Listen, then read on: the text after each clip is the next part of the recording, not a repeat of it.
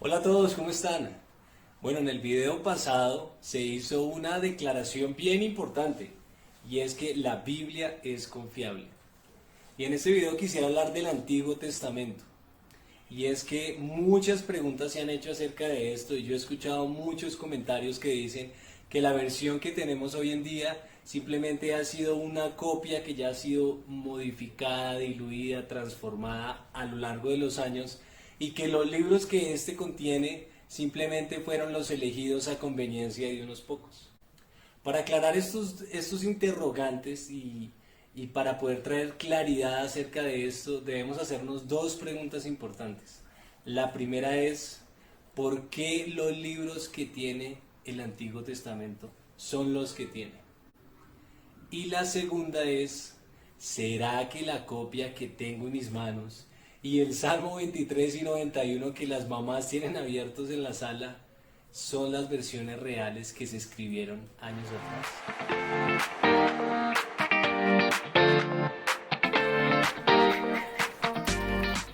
Entonces podríamos decir que el canon es como la norma de la fe o simplemente una lista oficial de libros aceptados. La pregunta que surge es ¿por qué fue necesario?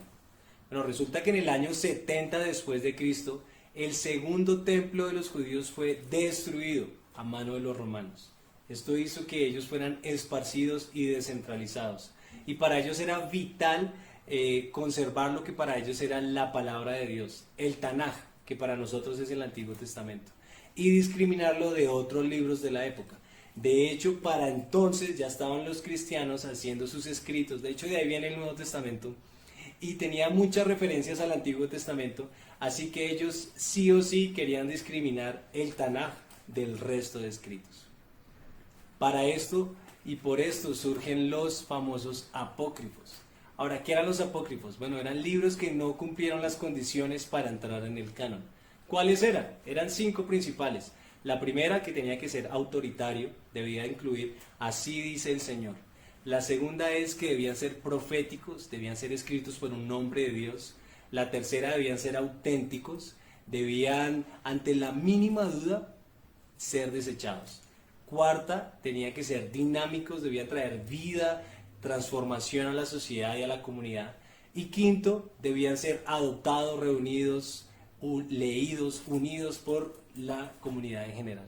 Así que estos libros no cumplieron estas condiciones. Y además de esto, tenían cualquier cantidad de inexactitudes y anacronismos históricos y geográficos. Por esto, a través de la historia, más de 9 grandes personalidades o nunca los nombraron o fueron explícitamente excluidos. Y es que los judíos eran estrictamente cuidadosos en conservar sus costumbres, sus escritos, su cultura a través de la tradición oral y escrita, con una reverencia inigualable. Les voy a dar 2 ejemplos. Por allá en el año 100 al 500 después de Cristo aparecen los talmudistas, considerando unas condiciones supremamente estrictas para poder tener en cuenta un rollo y que fuera parte de la sinagoga, una copia de un rollo. Fueron 17 condiciones, aquí les dejo algunas de ellas, y si alguna de esas no coincidía o no era considerada, el escrito o el rollo era desechado completamente. De hecho, del 500 al 900 después de Cristo aparece otra sociedad, los masoréticos. Y fueron ellos que trajeron de hecho unas condiciones incluso más estrictas para la conservación de los escritos del Antiguo Testamento.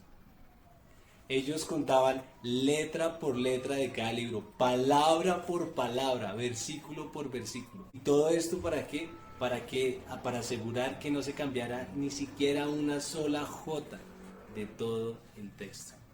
Qué impresionante, ¿no? Ahora bien, de todas maneras tenemos el interrogante, bueno, igual el último escrito fue del 900 después de Cristo. Les tengo buenas noticias.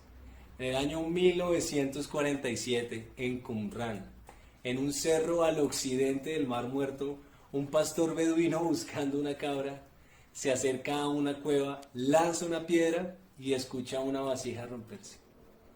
El hombre entra y ¿qué encuentra? Encuentra varias vasijas con los famosos rollos del Mar Muerto. Les voy a decir una cosa. La versión anterior era del 900 después de Cristo, en hebreo, ¿no? Esta versión se estima desde el año 200 antes de Cristo hasta el 68 después de Cristo. Imagínense.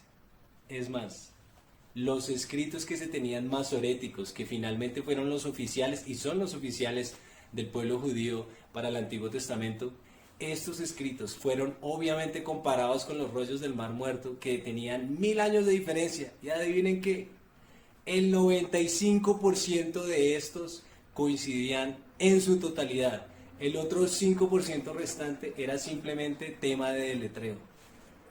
En 1000 años, no hubo ni un solo cambio en todo el Antiguo Testamento.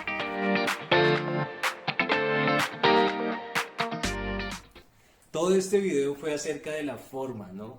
De mostrar por qué la Biblia es confiable de manera histórica. Pero en el siguiente video vamos a hablar más del contenido y les voy a mostrar evidencias arqueológicas y geográficas de por qué lo que decía la Biblia hace 3000 años atrás, incluso más, ha sido demostrado a través de la arqueología en los años recientes. Así que no se despeguen y dentro de 8 días seguiremos hablando de verdad, verdad. Un abrazo.